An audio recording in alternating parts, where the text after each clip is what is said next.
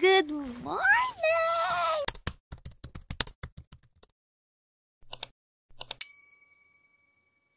So ito guys, ang mga flowers sa labas ng aming bahay. Ayan! Ang ganda-ganda guys talaga guys. Spring na talaga guys dito sa Norway. Oh, tingnan nyo guys. Ang ganda. Diba? Kaunti lang sila guys. Yun oh.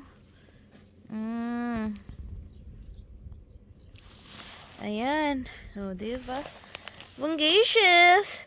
Ayan ang kanyang ano ang tawag to? Basta yan ang kanyang dahon. Okay. So ayan guys, mag-grocery na kami ni Thomas. Dalhin ko kayo. So it's 12 today. It's 12 today guys. 12. Hindi masyadong malamig, pero malamig pa rin, pero not so malamig. Dito ako. Diba? Bungacious. Samahan nyo kami guys, mag-grocery ni Thomas. I'll share with you. At alam nyo ba guys na dito sa Norway guys is napaka-expensive ng mga bilihin dito sa Norway. So, ayan.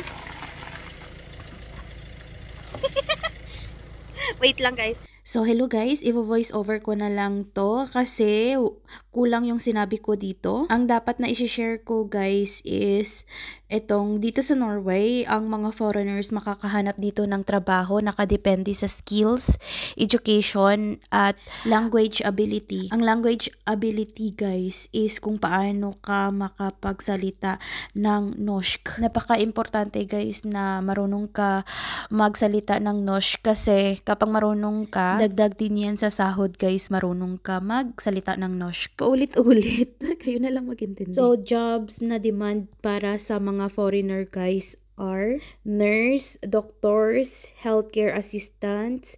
Dapat marunong magsalita ng Norwegian. Pero may mga clinic din na nag-hire ng English speakers. Civil engineer, mechanical engineer, tapos electrical engineers. Third is IT. Yung mga software developers, data analysts, cybersecurity professionals. Tapos meron ding, kung gusto mo ring English speaking jobs, meron din sila dito. Hospitality and tourism, yung mga hotel, restaurant, tour operations, mga ganun. Pero demand sila dito sa Oslo banda, sa Bergen, Tromsø, Lofoten. Kasi maraming mga foreigners na nagbibisita dyan sa Oslo. So, pwedeng mga English speakers. So, meron ding skilled trades. Halimbawa, yung mga electricians, plumbers, carpenters, mechanics, ayan. So, ayun nga guys, napaka-importante talaga din dito na magsalita ng norsk. Kasi guys, para magkaintindihan talaga kayo ng iyong client or pasyente kung ikaw ay nurse. Pero kung IT ka naman at kung mga cleaner sa hotel, mga ganun, tsaka kung sa mga fast food chain or restaurant, mga ganun, okay lang. Kahit basic lang guys. Pero kung yun nga, sinabi ko kanina, kung marunong ka magsalita ng norsk, tapos may A1, A2 ba yun? A2 tsaka B1. Basta ganon, tataas yung sahod nyo guys. So, depende kasi yan sa experience tsaka sa pagsasalita ng norsk. May dagdag yan sa iyong salary. Ayan o, yan. Yan, extra. So, bibili tayo ng pahid ng ating katawan dyan sa butika. Apotek. So, tingnan natin dito guys ang mga bulaklak guys. So, ayan. Ayan ang mga flower guys. Oh, ang ganda. Ito, ang gagmay guys. Oh. Ang ganda to sa labas ng bahay ba. Shada. Oh. Oh my god, ang ganda niya guys. Oh. Parang may ganito din sa atin, no? Guys, ang ganda.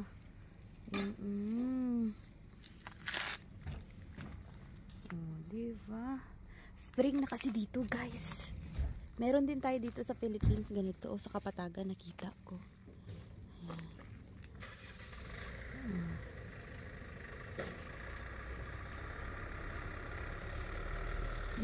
Diba? Ang ganda niya guys. Oh.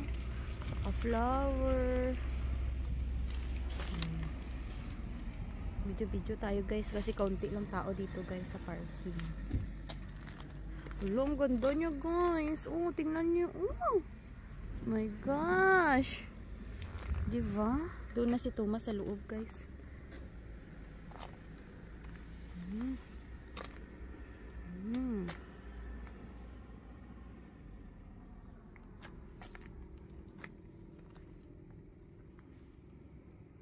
Diba? Tapos may paganyan pa.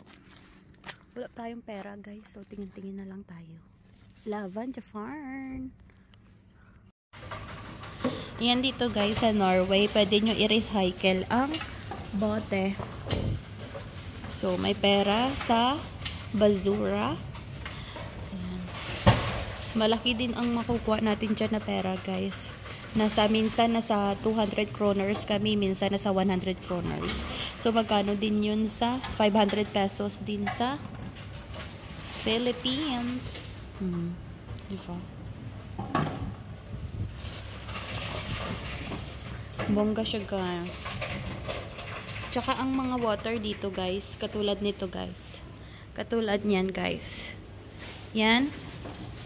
May hot and warm. Ang mga tubig dito guys, pwede inumin kahit nasa dyan. Ganyan dito sa Norway. Yan.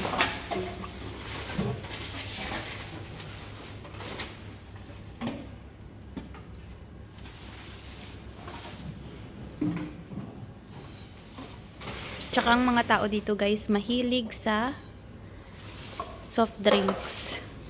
Number 1 na si Thomas. Mga tao dito.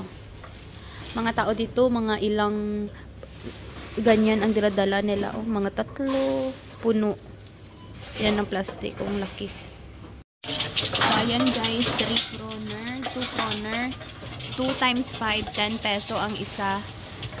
Tapos, 3 kroner is 15 peso ang isang bote. So, nakailan na kami? 96 kroners na kami guys. Malapit na kami mag 500 pesos. O, diba? Ala, 101 na guys. 103. O, diba?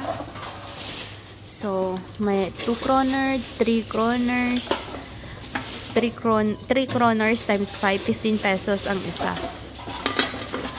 Diba? Bongga siya guys. Tapos, ibili namin yan ng pagkain namin. May pera talaga sa basura guys. Kaya ipon talaga.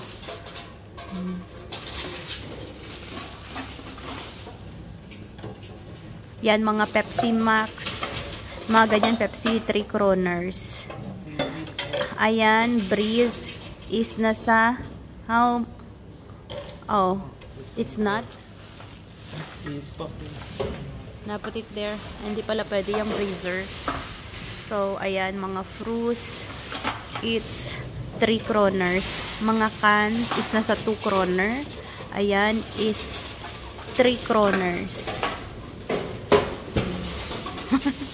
It's not plastic. So. It's not plastic. Hindi siya ma-recycle. So, hindi siya ma-recycle, guys. Ayan. So, ayan siya, 2 kroners, 138 na. Yeah, wala na, 138 lang. Yan, Lavanja Fern. Oh, diba? What's that? I took a charity button. You might win. Charity? Yeah, but then we sometimes win. Oh, We didn't win. We gave it to charity. Okay. So, ang pinili ni Thomas, guys, sa charity. So, binigay na namin sa charity yun. Pwede nyo naman kasi i-give sa charity yung pera. So, ang pinili ni Thomas, give sa charity, pero minsan pwede nyo kunin yun, ang pera. So, ayun lang guys. So, swerte-swerte na lang talaga. Ayan, ugas na si Thomas ang kanyang. It was on 138, so then I thought maybe charity. Sometimes you can win $1 million. Yeah. So, parang loto rin siya guys, no? Itaya mo siya. Pero kung hindi ka manalo, The money and use it for shopping. yeah. Or you can put the charity button and give it to Red Cross in Norway. Yeah. So, But those who enter the lottery. So you can actually win. ayun nga guys, pwede nyo siyang pindutin yun. Parang itaya nyo ba? Tapos ma-win ka ng lottery. Or kung hindi ka mananalo, i-donate yun nila sa I have a feeling we would win this time. win this time. Kasi someone, Sometimes, one time I won 500 kroner. yeah, paswerte-swerte na lang talaga guys. So, okay lang yan. At least may bigay naman tayo sa mga taong nangangailangan. Ayun, ang ganda ng mga flower guys. Oh, gusto ko talaga tong. Sunod, pag may pera ako, bibili ako niyan guys. So, Laban Japan lang talaga. Mga parties. So, ayun na guys. Dito na kami sa loob. Ayun o, mga socks. Mahilig ako sa socks guys. So, good luck na lang. Next time, pag may pera ako, bibili ako niyan.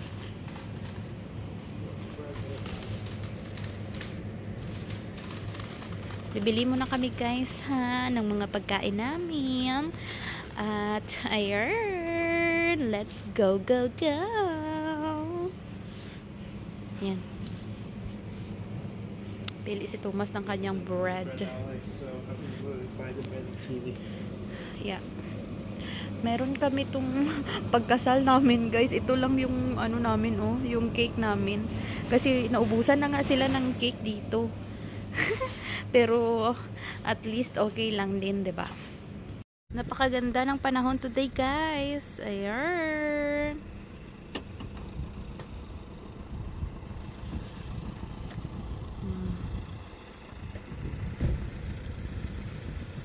Diyan kami galing, guys. Oh. Extra.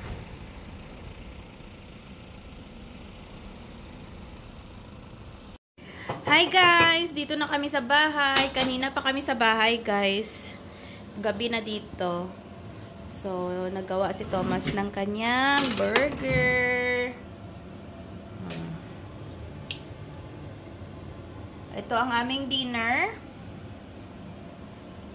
Burger with salad with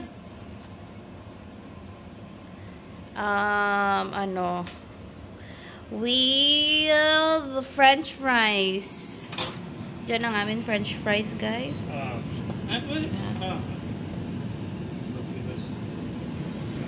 Yan. Air fry ni Tamsi. 5 minutes.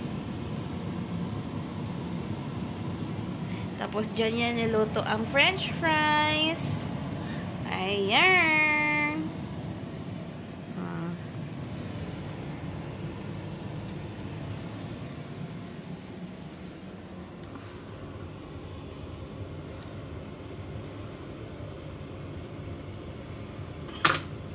Naglinis kami guys ng aming bahay.